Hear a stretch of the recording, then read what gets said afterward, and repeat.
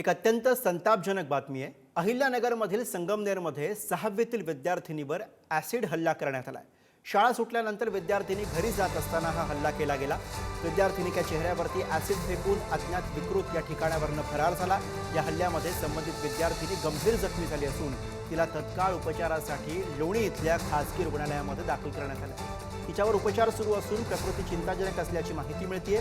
घटनेमुळे परिसरामध्ये भीती आणि संतापाचं वातावरण पाहायला मिळतं। अहिल्यानगर जिल्ह्यातील संगमनेर येथे एका 6वीत शिकणाऱ्या विद्यार्थिनीवर ॲसिड हल्ला झालेला आहे। यामध्ये ही विद्यार्थिनी सकाळी शाळेतून घरी जात असताना पत्ता विचारण्याच्या बहाण्याने तिला अडवून तिच्यावर ॲसिड हल्ला केलेला आहे। यामध्ये नागरिकांनी तातडीने संबंधित मुलीला जंबूकर हॉस्पिटल वडगाव पान येथे प्रथम उपचारासाठी दाखल केले। त्यानंतर लोणी येथील हॉस्पिटलमध्ये या मुलीला ॲडमिट करण्यात आले। सध्या मुलीची प्रकृती स्थिर असून तिने दिलेल्या जबाबानुसार आणि प्रत्यक्षदर्शी काही व्यक्ती होत्या त्यांच्या सांगण्यानुसार गुन्हा नोंद करण्यात आलेला आहे।